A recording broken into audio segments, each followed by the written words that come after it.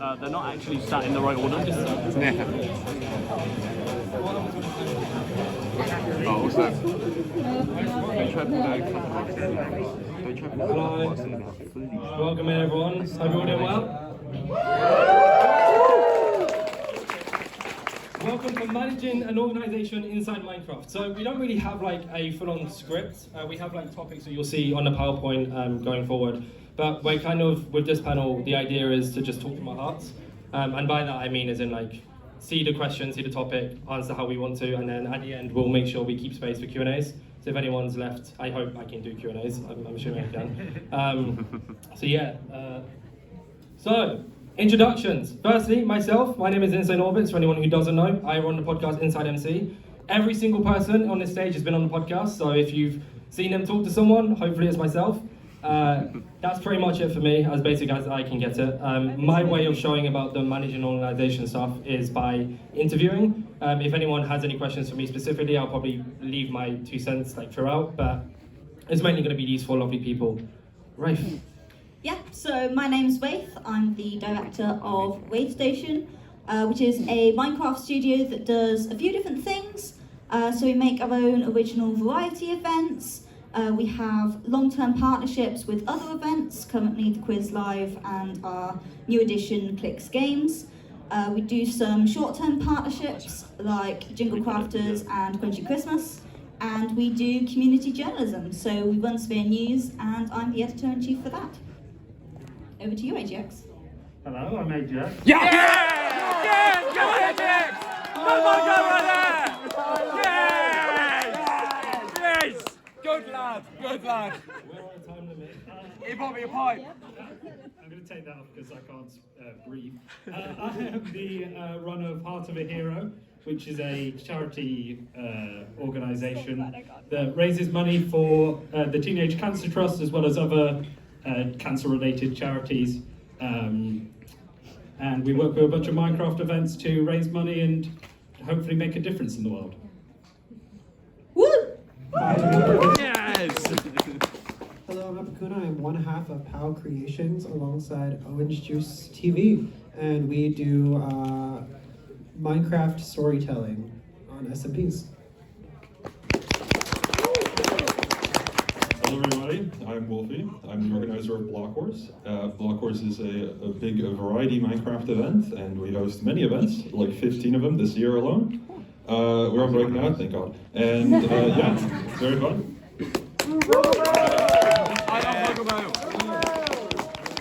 So just to remind you guys of the order as well, because we only got a bit of prep time. For each question, we're just going to kind of do a wave. So I guess I'll answer the question as well. So start with me, go that way, and then we'll start with Wolfie and come back to me. So firstly, getting started with an organization, geez. So it can be like many different names and terms. Like my one would be podcast. We have events, SMPs. You can kind of label anything an organization nowadays, not in like a bad way. Just you can kind of start something up, and if you're passionate about it and you want it to grow, you can call it something like that. In regards with like podcasts. I know I've talked to a few people today who have said like, you know, that it'd be cool to start one or it's cool to talk to people.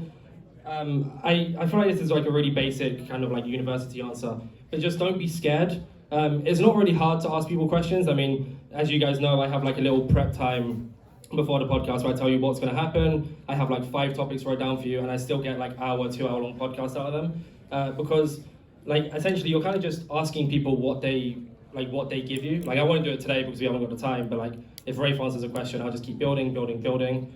That's podcast answer at least. Yeah, so getting started, personally, I would say start small. I see so many organizations try to run before they can walk. And realistically, your first project will be full of mistakes, and the bigger you go, the harder you fall.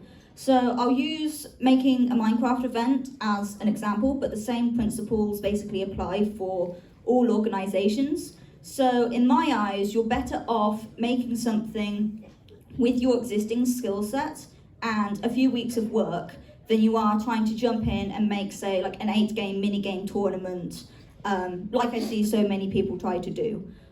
Because in the event space, mini-game tournaments are complicated, time-consuming, there's a lot of moving parts. So I would personally not recommend them unless you have a bit more event running experience. Same goes for like 100-player events. multi-event collaborations, anything with that sort of scale. And when I say make something within your existing skill set, I also mean be prepared to do pretty much everything yourself. It is a hard truth, but nobody will be as invested in your vision as you are, except maybe co-owners or paid staff. So if you have a little knowledge in every area of production, it lets you step up if you're short-staffed or in an emergency. And that's another reason why making smaller events is really good, because it gives you opportunities to get experience in lots of areas. So events like hide and seek, bingo, PvP deathmatches, they're all super flexible with how far you want to take them. So you can make them in a couple of days with zero code, or you could spend a bit more time and learn some basic skills to take it up a notch, and then for your next event, you take it up a notch again. And again, that applies to any Minecraft organization. You can still do like big projects and stuff, but I would suggest getting some experience first. Basically, don't jump in the deep end if you don't have a life jacket and you don't know how to swim. If you're lucky, you'll float. There are certainly events that have been successful doing it, but you could also just be put off water for life. For me, it's like having the right inspiration to start an event. So, for example, for me, my cousin got cancer, and I wanted to raise money for the Teenage Cancer Trust because they helped her so much. And I had enough links because I player manage events like Biome Battle, MC Mayhem and MC Mania and KST. And I was like, well, I have these things, I can create events from it, thanks to the wonderful people that run those events as well. And it was very much about all the people behind me helping me run it, because I think if you don't have that support network, it's a lot on yourself, as Rafe said, but you need the people behind you to push you, to help you just understand that you're doing the right thing and that you're making the right decisions, and starting it properly, as Rafe said, because you can make a lot of errors by just jumping in and doing crazy stuff and trying to make it the biggest thing ever quickly as possible. With any Twitch channel, you don't just start from 100, you have to actually build up, and that's the right way to do it. So it's the same thing with a Minecraft organization or any organization. You just got to push and do it the right way. Start from small, understand what you're doing, and then you can build on that. Yeah, I mean, for me, getting started with an organization, probably finding a good foundation. I think you can get above over your head a lot, like you mentioned. Trying to do an 8 minigame event. Same thing with SMP building. You can get really high up in your imagination way too fast. And for me, having like a good foundation, whether it's through storytelling, or like finding a stable mod pack, or whatever your SMP is going to have, like finding that stability is really important. And also, I guess starting it for the right motives, in a sense, is very important. I know Owen and I started because we didn't really see too much like it in this space, and we liked telling stories together.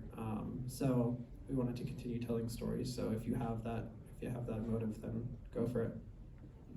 Yeah, to me, it's just a matter of following your passion, really. If you truly want to host a tournament, if you in your heart feel that this is something you want to do it. It's really that simple. Even if it's a minigame tournament, it doesn't really matter what other people think. If you truly believe in it, you should try it. And sometimes you start simple, sometimes you can go in the deep end. It's worth the adventure, because something that you'll want to look back on maybe in the future and be proud of yourself, or at least giving it a shot, whether it worked out or not. Lovely answers, thank you. Right, you're up first, Wolfie, this time. Building confidence and reaching out. So, obviously, I'll do a little thing and I'll say mine after. But, obviously, you have the event, so you're reaching out for players and SMP and stuff. So, how do you build confidence, and how do you reach out to? You've got people all over, from the gaming space, not just Minecraft. How do you do that? It's a very tricky question because it is definitely a building situation. If I'm being fully honest, off the start with Block Wars, I definitely wouldn't have reached out to some of the people I would talk to more casually now because it is scary. Content creators, sometimes give off the energy that they are terrifying to talk to, even if they're just people. And it can be quite difficult to even go for that attempt to reach out to somebody. The way I look at it, people commonly say the worst thing somebody can say is no, in different contexts, of course. The worst thing that can happen in terms of inviting someone is they don't reply. And that's a very common thing. I deal with it even to this day, every single time we host an event, and it's difficult. But you just have to pull through, and realistically over time, you will just get used to how things go, and you will gain and build confidence. For me personally, one thing that helped to gain confidence, whether it's in just speaking to people or just generally, was making a channel where I just talk, recording, no editing, whatever. I just talk, and over time things got better. And this will also apply to other things where if you just try to message people, you get better at messaging people, you'll get more success. So it's just a matter really of time. Eventually you will succeed, or at least gain some experience and improve in terms of building confidence. So yeah, just give it some time. Yeah, I mean, I think a lot of our reaching out has just been, our reaching out and like finding people has just been through being in the space for so long. I think the more you're in the space and the more you collaborate with people and just talk to people and stuff, the more you find new people and everything. So a lot of our invites have just been from like joining random Discord calls and finding new friends to hang out with and so on and so forth and stuff. So that's a lot of how reaching out has been, and I agree with Wolfie when it comes to building confidence. I think a lot of the time it is the worst thing that they can say is just no or ignore or whatever. So that's all you can really do. You just kind of have to push forward and continue. Well, I have a bit of a hack, which is to say that I am running a charity.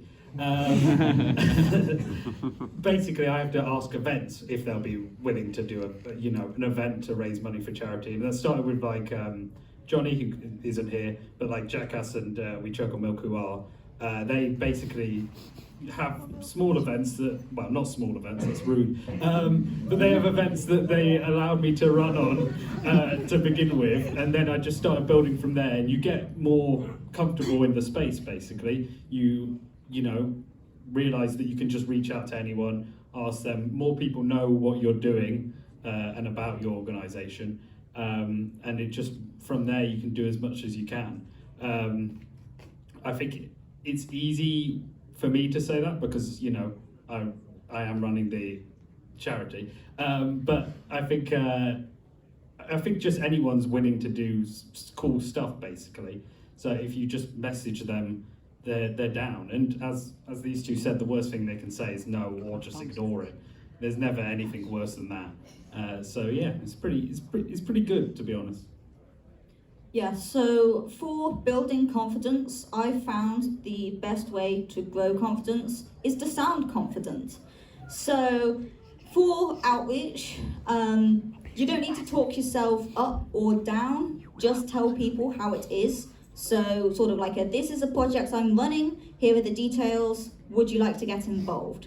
You don't need to go, this is the best project ever, and you'll miss out if you're not part of it.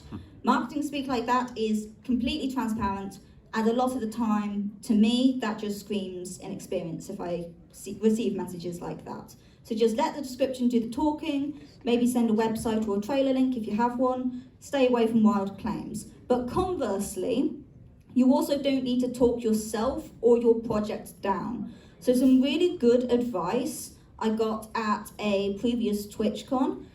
Don't ever introduce yourself as a small creator, you're a creator. Same applies to basically any project or any project your organization is doing. So don't make it sound like there's not been any effort put in, or it's broken, or that you don't like the thing that you've made. It sounds obvious that that's terrible marketing, but I still see it in outreach messages. So yeah, the more messages you send, the more confident you'll grow. I think this answer is kind of like, for a lot of you would have got this answer as well by walking around TwitchCon. I mean, just walking up to creators and like asking for a picture or asking for hello or just seeing your friends, right? Like, it's something that you don't normally do, but it's easy to do. Like, it's a lot harder through the internet or like through Discord or whatever to get someone to accept your friend request or to message them and hope they respond. And I find that a lot with the podcast, so which kind of links into the next topic that we'll get into. But I started off kind of like smaller, like reaching out to friends, people I definitely had on Discord. And then in the end, you kind of build this like connection or this circle where even if people don't know what Inside MC is or doesn't know what Blockwars is or doesn't know, like you've seen something about it. Like I don't know how many people here follow the Inside MC account, but I have tweeted about this every single day this week. Just constantly hyping out, constantly talking about it. And in the end, like I don't know how many people are going to show up. The fact that all of you are here is amazing, so thank you so much. But like that's the building confidence. Like last year when I went to watch your panel, I felt nervous sitting in the crowd. Just being there, but like now I'm up on the stage, now I feel here, and people ask me like, "Oh, are you nervous?" Blah blah. I haven't really felt it because over time, by talking to people, by just reaching out to people, by being fine with receiving a no. Just don't like if you go up to someone and you ask for a picture and they say no or sorry, don't let it linger on you. Don't let it like stop you from asking the second person for a picture. Because even if they say no, at least the third person's gonna say yes. Like you're gonna get a yes at one point, but if you hold on to it and you don't go to ask for more, like I'm just using pictures as examples we're here, but like don't like hold on to the negatives. Kind of keep looking for a positive, and kind of links into this as well. The how to stay motivated and not give up part is so with like podcast specifically. It's very hard to kind of like, I go through a lot of highs and lows. AJ, you know a lot about this. I have like one moment where I get like a guest on, like, oh my gosh, this is amazing. And then like the next day I'm feeling sad because I have to edit like a 3-hour podcast. And it's rough and it's tough to keep going. And I don't really have too much to say about this section if I'm being dead honest. But if you didn't edit out every silence, then it'd be quite easy to edit the 3 hours. That's not the point. Yeah. But yeah, just like I guess like kind of linking back to the last part again, it's just keep looking at the highs, keep looking at what's next. If you keep streaming, if you keep making content, if you start this project and like you start an event, you may just get your friends in at one point. You may not have all the testers you need, but if you keep going at it, then eventually like someone will learn about it. Someone like who has, if you want to like say basically a lot of connections in the space will maybe play in your event, and then 20 other people will be like, oh, this is a good event, or like they might be like, oh, this is an alright event, but it can be better if you do this. And it's just like constantly like not taking the negatives too harshly, kind of just learning from them. Like take criticism, grow from it, and then just expand whatever you're doing, like podcast, event, SMP. Yes. Well, I mean, how to stay motivated and not give up. I mean, I'm a great person to ask for this because honestly, at this point, I'm just a wave station addict. I couldn't quit if I wanted to. Believe me, I've tried. So yeah, if something's not working, you don't necessarily have to quit. You just need to change what's not working. So usually for me, that's just reducing the scale of what I want to do. Dialing it back so that the end goal is more achievable because my aspirations are through the roof. So for example, maybe 3 years ago, I did a project called Wave Station Wonderland. It was a server you could sort of go on, play games, wander around, go to events, and the whole thing was a few hours long to raise money for charity. And unfortunately, as you may have guessed from the name, it was a Christmas event, so it had a very strict deadline, and we realised a bit before this that we'd kind of bitten off more than we could chew. So we ended up blocking off around half the map, anything in the sort of the dead half that was ready. We sort of just picked it up and moved it if we could. We sacrificed the mini games that just weren't close enough to being ready. And the event ended up being cut down to about half the time it was originally planned for. Was it ideal? No. Did most people even realise that there was half of the event missing? Also no. So I'm happy with what we put out in the end for that point in Wave Station's history, and I'm very glad we made that change, no matter how hard it was to accept at the time. So sometimes you just have to make hard calls about what you need, what you can do, and then work off that. Yeah, I definitely, for me, even when, you know, doing these fundraisers, it's obviously important to have perspective because, you know, it's money for a good cause. But I think it can be difficult because it sort of weighs on you quite heavily. But that's when I, lean on my friends who all cheered for me. And, other people, sort of linking back to the other question, you do end up getting people that come back to you and sort of, they reach out to you, which is very humbling because you're reaching out to so many other people. And especially in my experience, everyone has been affected by cancer in some sort of way or form. And it's, pretty incredible is a word, to hear all these stories and to sort of connect to them in a way and to understand, what you're doing is of purpose and, it really pushes forward. But it can still be difficult, it can still weigh on you quite heavily running so much and doing so, doing so much work. But I think you just got to, as I said, lean on the people around you, have them push you, and with that you can really make something cool. I think there's obviously like a lot of ups and downs when working on a project, especially like a long-term one. Like we've done like a year-long project. We've done 6 months, however long, and staying motivated for that long period of time is disgusting. For somebody like me who likes looking at TikTok constantly. I think my way of staying motivated is really falling in love with the process and making sure the process that you are crafting, from like the research to the story you're going to tell and everything, it's something that feels true to the way you want to do it. I think a lot of people get caught up with like how it'll perform or whatever, and they might change how they work on the process, and that'll in turn make them demotivated because it's not how they want to do it. And of course, trying to get it out there is lovely and very important and a part of making this work, I guess.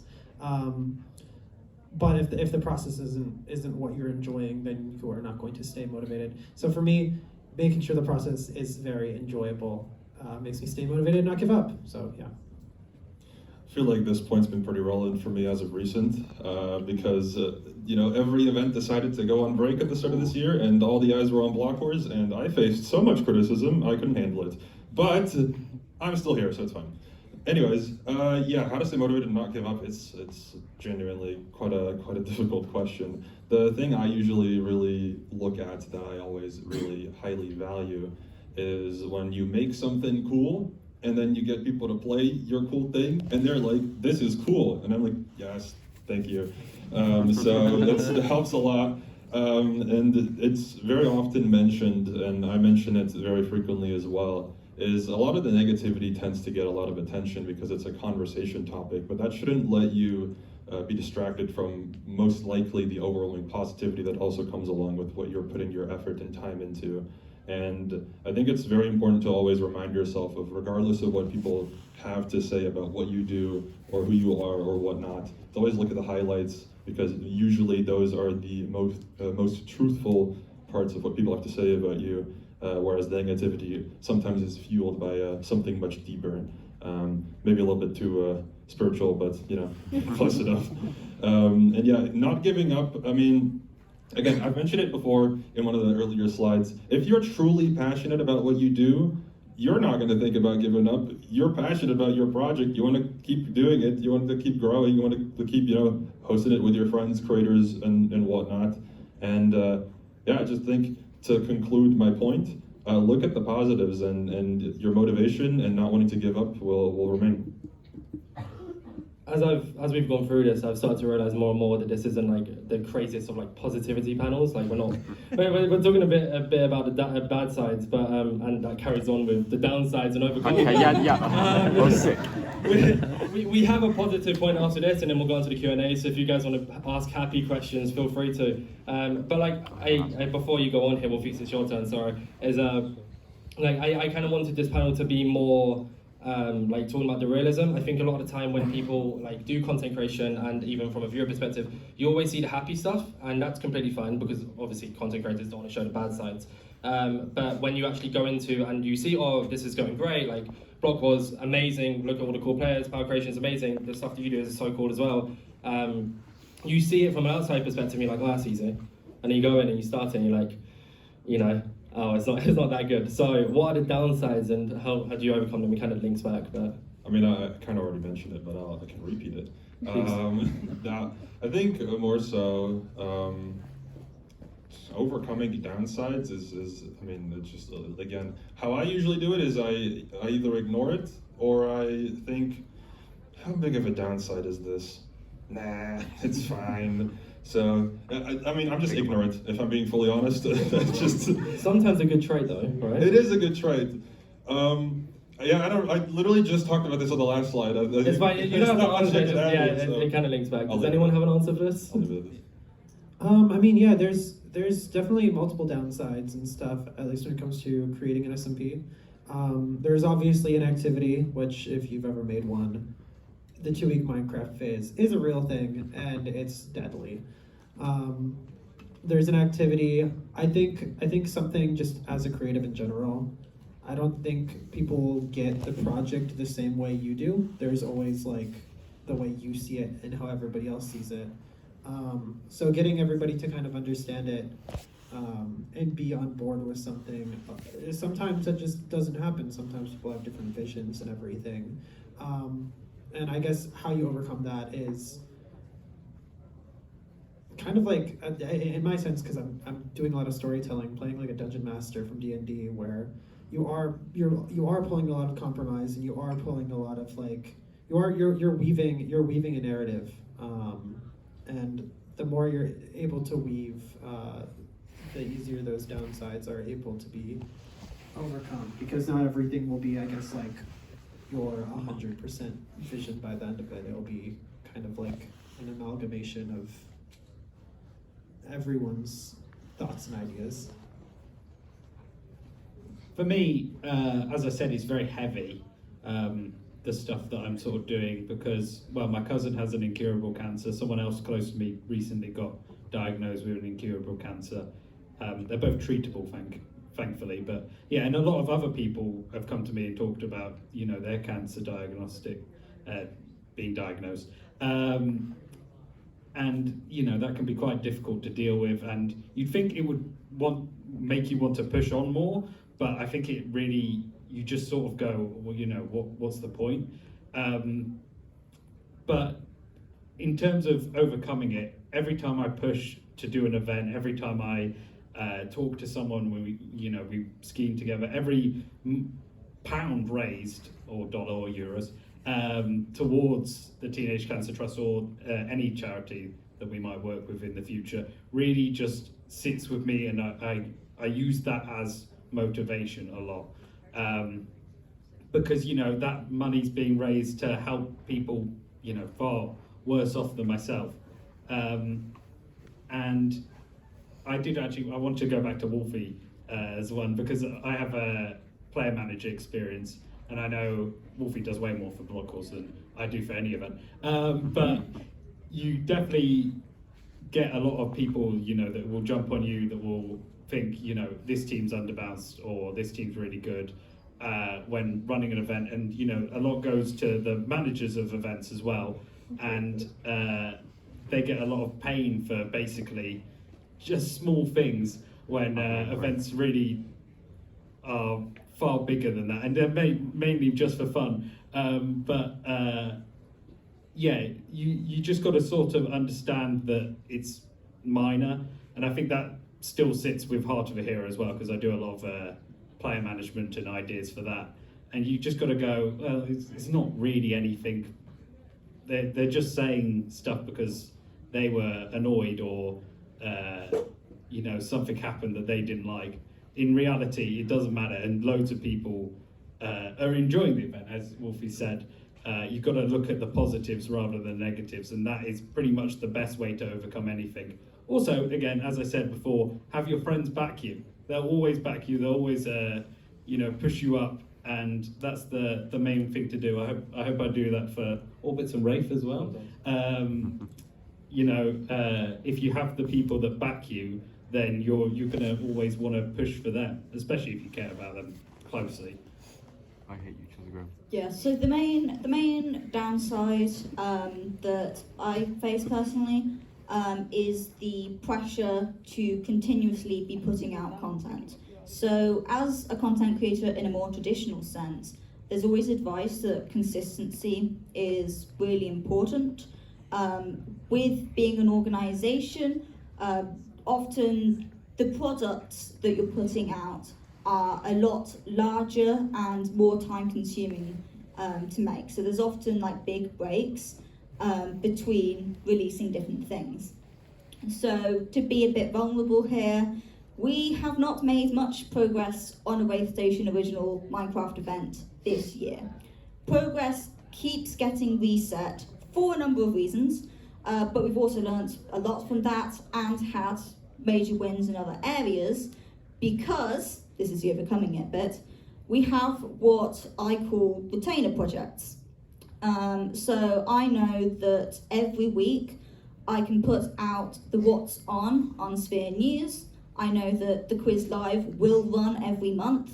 And yes, I do have to put effort into those. They don't just happen.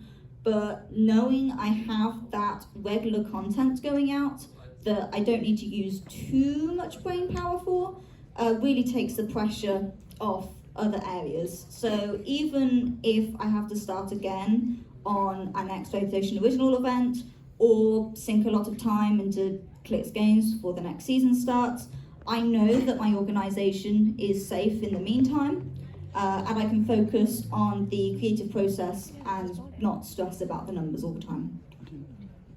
My answer is going to come from more like of a general perspective, kind of like all you've had, except for, like as opposed to just podcast, but it kind of links into it as well.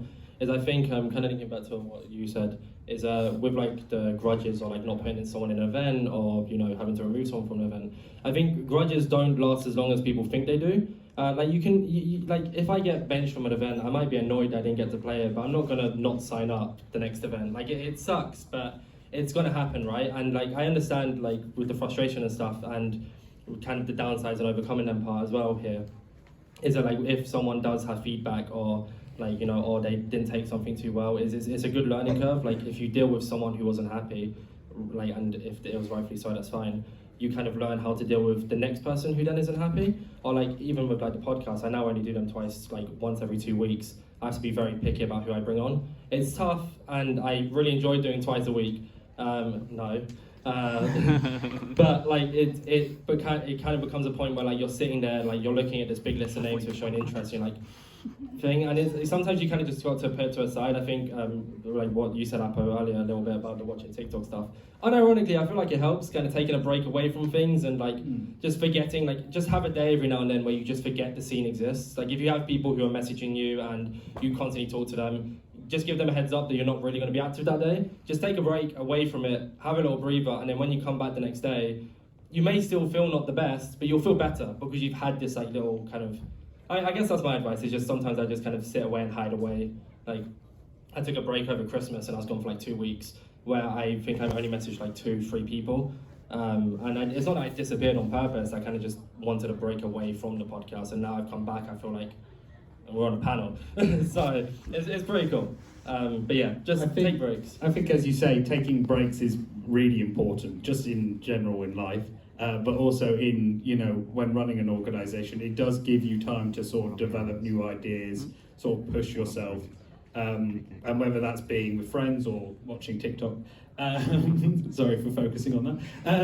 It's a good example. Just anything, allows you to overcome it. It allows you to think of it in a new angle and sort of push on from there, I think.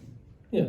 Yeah, that's what sort of you said anyway. So To an extent, yeah. I I mean, mean, I have one thing to add. If I have an event and it's too much, I just go outside. It's really that simple. I actually do it. Yeah, I go outside on a night walk. It's so refreshing. Like a mindless walk, just go. Well, I'm usually in Discord talking to people. But, Oh, yeah.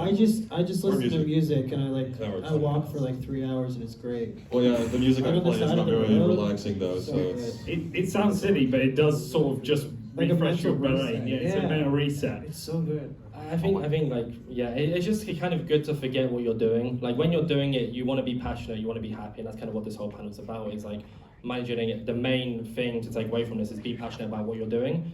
And if you ever feel like you're not being passionate about that anymore, or you feel like it's starting to slip, go for a walk, literally. And that 1 day, that 2 day break, and you'll remember why you missed doing it because you haven't done it for 2 days, or you haven't done it for a week, and you'll be like, crap, I miss working this event. I'm sure when Block Wars goes on break or when Power goes on break, you guys really miss it and like you're eager for the return, right? Oh, yeah. Not yet. Yeah. You're still in the like dying phase, like internal dying. I don't think we're dying, but. No. Internal dying.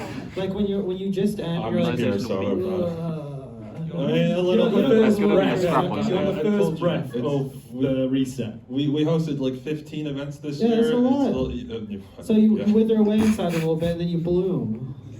We'll see. The actual bars. We have a positive thing now. How is that? Thank you. Why you should give it a shot. Oh my God. I feel like we've covered this kind of throughout the entire thing, but it'd be good to kind of touch on it regardless. It's fun. I feel like you guys are going to give better answers. So I feel like I want to take the basic one. It's just fun to do. It's fun to do a podcast. It's fun to run an event. Like it has negatives. Everything has negatives. But regardless, it's like it's what comes from it. You know, like you've got this cool player who you've watched growing up, and they're now playing in your event, or they're taking part in your SMP, or they've come on your podcast. Like it's what you're working towards. Like. With me, I don't have a goal. I don't have an end goal for what I want Inside MC to be. I have aspirations, but I don't want that to be the end of it. But I've reached some points where I've got some people on, and this is, again, this panel is a good example where I'm like, damn, like, I've done something. But yeah, just keep going. If you have a goal, go for it. If you don't, just do it for fun, and eventually the positives will come out of it. Yeah, so I mean, if you don't succeed, you'll have learned a lot, and you can go away in the knowledge that you gave it your best, and then you can try a new project. There is so much creative stuff you can do within Minecraft. So if one thing doesn't work, there's lots of other options. And if you do succeed, I mean, Wraith Station's my favourite project I've ever done. I've made some of my best friends through it. I've worked on projects I'm really proud of. It even gave me the experience to get on the career ladder in indie games, so even my parents can't tell me that Wraith Station and Minecraft haven't been useful. So yeah. For money. Yeah! Yeah!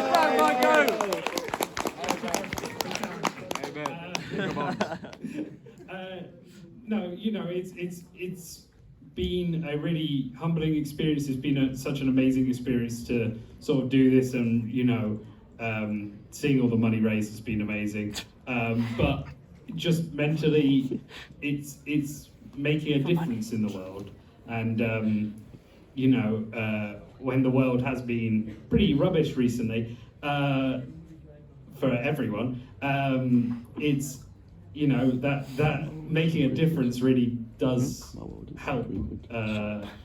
Yeah, I'm gonna pass on now.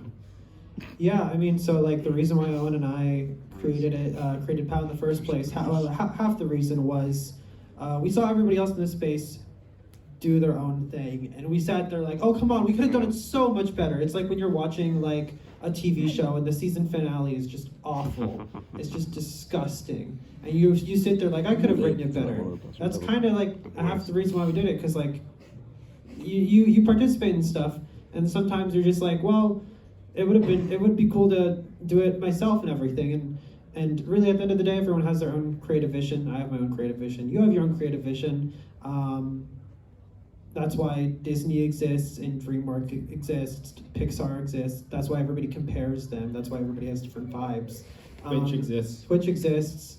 The other stuff exists.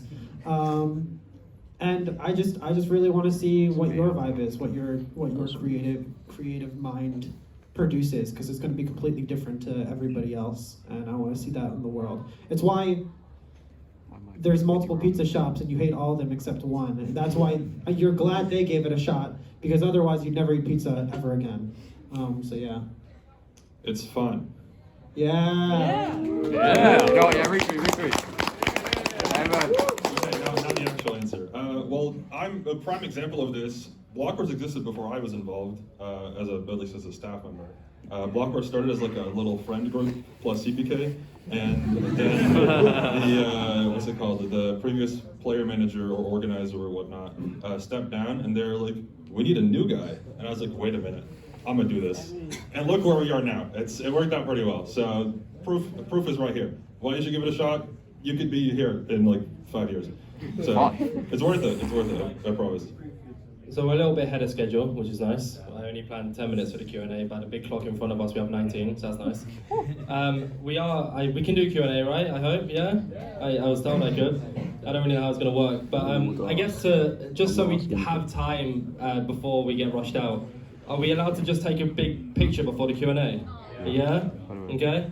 Just to get on, if you're faceless, then like I guess if you just look away or cover up your face, I don't. Sorry. Turn around. Yeah, just anything. I don't really want to go for everyone and have to cover each specific person. Tornado shot pose. I guess we'll just stand up quickly and do a selfie, right? I guess. Feel free to. Yeah. I mean, we've still got more time on the panel, so don't. Come up front. You scared? I need to stand up. I'm blind. Don't be shy. Oh, your shiny head. Two quick questions. One, will you admit that I'm an S tier?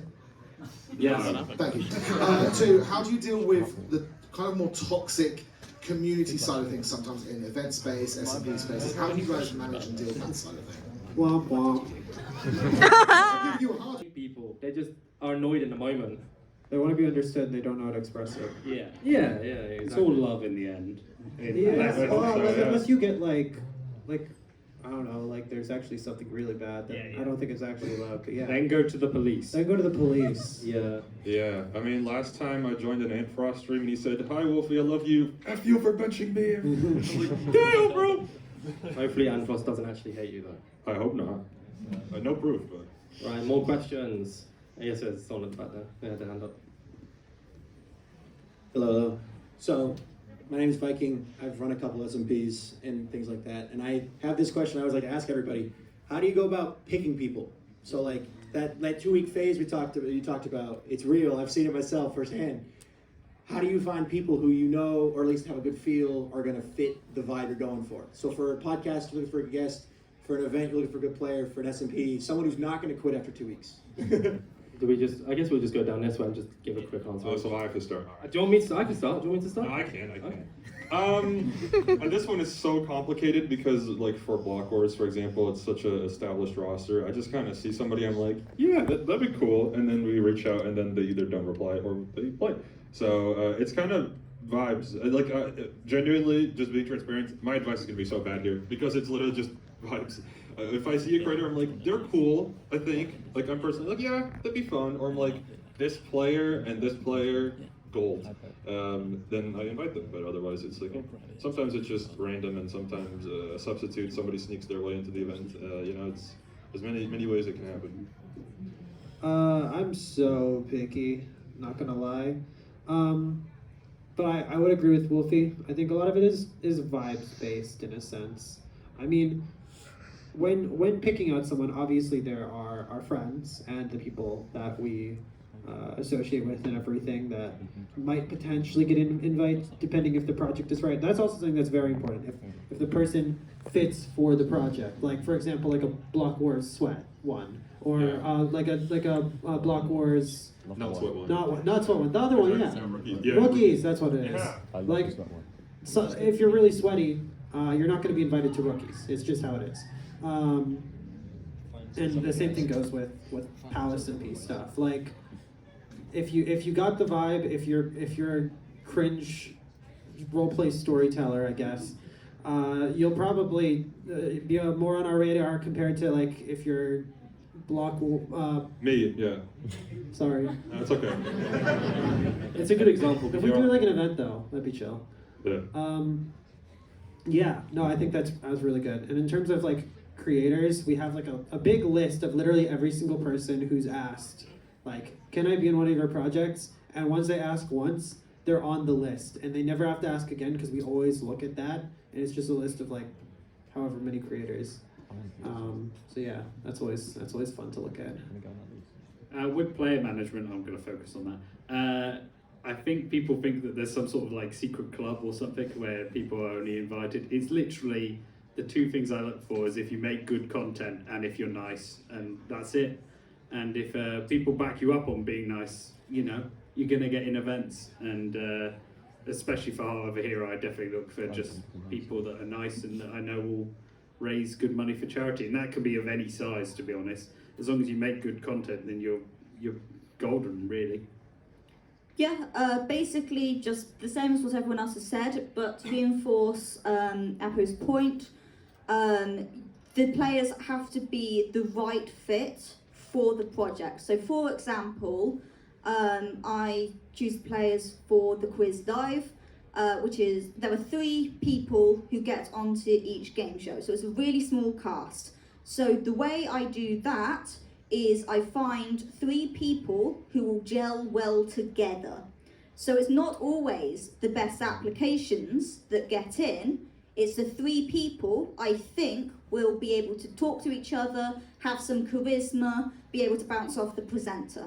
But that's completely different to how I would find players for, say, a survival event or a mini-game tournament or something like that. So yeah, you've just got to think about what the needs of the specific event are. You want to say something, Apo? Oh, actually, yeah. I want to reinforce that point. Because, like, imagine you're going to, like, make a party or whatever, and the vibes are so right. And you just invite one person that you love. You love so much, but it's just, like, a completely different vibe. And then they come in, and they're not vibing, and you're not vibing, and nobody's vibing. So, like, why would you want to do that? And it's even more so in, like, an SMP sense, because you're going to be sitting there for 6 months working with this person, and then nobody's going to be happy. So everybody should be happy. I want to say from a podcast perspective for this is I just want people with a story to tell. I've gotten people from all over, and like I've gotten people like duplicate guests, as in like they kind of are in the same niche. Just because someone hasn't come on the podcast doesn't mean they're not gonna come on. It's more so like people have reached out, and I'm like you. I have a long list of once you ask me once you're on the list, like of people who want to come on. But at the same time, I like to wait. Like I think I've had some scenarios where someone has reached out to me and then I bring them on like a year and a half later. Not because like they're suddenly this clouded person, but because they have a story to tell. I don't want to I can do duplicate guests. I've done it before, but I'd rather just bring on someone and maybe bring them on in like 3 or 4 years time. But if I bring you on in January and then in March you have a major blow up, you have a lot more to talk about in March than you do in January. And I think that's why I like to wait, because at least at that point I know you're interested and I want to bring you on. It's just I'm waiting for the correct time to talk to you about it, an interview essentially. I guess we have time for like 1 or 2 more. And I happen to have the microphone. Hi. Hello. You guys, I think some of you know me already. My name is Nomad. Pleasure to meet you guys. You guys. Oh my god, Oh my god. My question for you guys, because I know this is a big thing as well for a lot of people who are in the sphere, is kind of the managing between your passion and like your work. Because I know a lot of people are either still like in school, have a job, have family kind of obligations they have to do. So how do you kind of balance between the thing that you want to produce, the thing that you want to manage, and those other obligations? Can I start this? Or do you want it? Yeah. So for a while there before TwitchCon, I was working a full-time job from 6:30 a.m. till 5:30 p.m. and then I still had like podcasts to do and editing kind of stuff. My one's a really bad one. If you can live without sleep, then do it. I think I got like 4 hours sleep a night for like 7 weeks, and I felt completely fine. That's why I wanted to start, because my advice isn't very that good. But if you can live without sleep, then that's it. Just time manage really well and like sacrifice what you don't need. And for me, that was sleep, sadly. I mean, for me, as I said in the panel, I'm a raid station addict. I take breaks when I have to, when I physically cannot work anymore because I have burnouts. So yeah.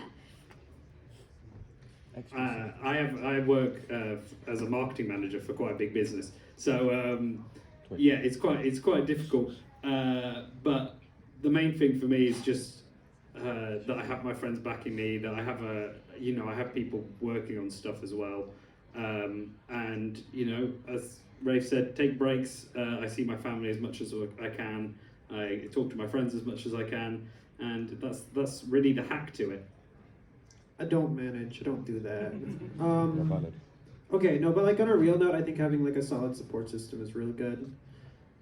Because like, if you leave to like, if you need a day or two to like really focus on something like a final, or maybe your job's picking up or something, and everything falls underneath you, it's really rough. So having people, at least in my space, like Owen, because we are a duo, working on all this, or the POW Creations testers, hi. Being able to, I don't know, like handle a build when I can't or something, or help with the testing. Having those solid people that can help support you is really, really crucial to be able to properly do this. I'm unemployed, so that helps a lot. Heck yeah, same. Yeah, I mean, that's what a streamer really is, apparently. See, the way I've managed to kind of twist it is working on blockers and doing different roles within blockers, for me, has just become work experience. There are genuine academic titles, essentially, that you could just write down in your resume that are, like, real. I can be like, I've managed a team. I've done something else. Like, there's plenty of things you can take from doing this that are actually of value even for a future opportunity. And yeah, outside of that, I mean, I already said it. Go outside helps a lot. It's good to get your mind off of things. And yeah, I vouch for that. I think we have time for one more question, right? Yeah? I'll just let you pick. Hi, I'm Emily, Cupcake Gaming. Hello. I had a question about how, like, you handle getting feedback from other people. Like, how would you go about getting differenting between good and bad feedback? Well, you make. Okay, can I start? Sorry, I'm already. Well, you make forums, and you make it very clear what sections are what you should improve on, and what you did well on. Forums are very, very crucial and lovely for making your event or your SMP or your podcast or whatever, or your charity event or anything better. Forums are incredible, and being mindful and open to expanding upon your original vision. Big ups to BitSquid for teaching me that yeah, feedback's just the best thing you can do. You can get better via it, and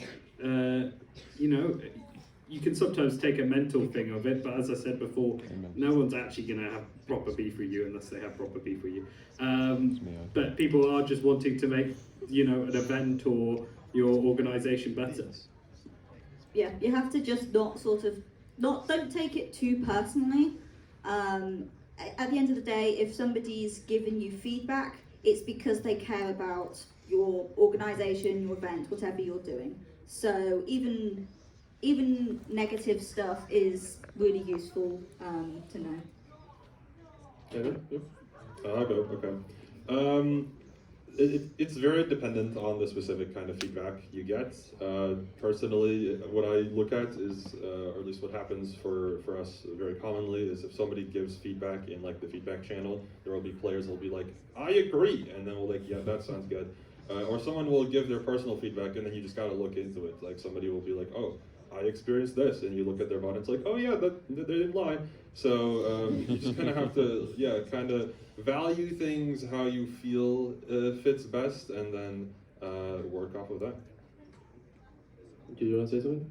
Actually, I'll let you go first. I have one more thing. I think there's two different types of feedback as well. There's like instant feedback, like right after an event or something that happens, and there's feedback that comes a little later after the person has had time to process everything. So especially, for example, with like negative feedback, or just I guess feedback in general, like there's a perception of events and SMPs right after they end or right after the session ends. You guys have probably seen it in Blockwars feedback channel or whatever other feedback channel, maybe somebody didn't like something and then they write ba-doom, da-doom, da-doom, da-doom. But then like an hour or two later, they're like, oh, well, actually, like, you know, maybe I want to change my take on this. So I think when dealing with feedback, you have to realize that some people might be in an emotional high right when something ends, whether that's a positive high or a negative high. So take that instant feedback and give yourself some time to process it, because it might not be like the end result, I guess. Yeah, I'm glad you went first, because I agree. It's like, don't ignore it completely, like pick back up on it, but feedback made during events, for the most part, ignore, and then like go back afterwards, like after like a day or so, and be like, did you really mean that? Did you really hate that music, or did you really hate that mechanic or whatever? Like, a lot of people will make feedback like fresh after event, and like they'll go into so much, and at a point you kind of learn if it's like malicious, or like to kind of, I'm annoyed this just happened, or this is genuine.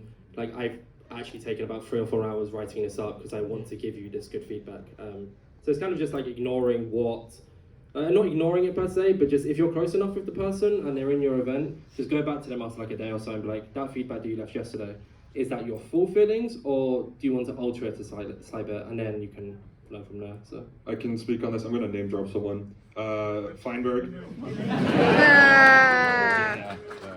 Look, maybe some of you have seen it, maybe not, during the game, and he said bing, bing, bing, and then I DM'd him the day after. I was like, how do you feel about this? And then he was like, actually, you know what, the game's not that bad. Well, it's bad, but it's not that bad. You gotta ask sometimes. You gotta get elaboration, because it, bing, bing, bing doesn't help me at all. I can ask for more info, and it does help quite a bit more. Yo, I'm Firebird. yeah, and I think that's it though. I think we started out of time. Thank you so much for all of you joining me, and thank you for everyone here.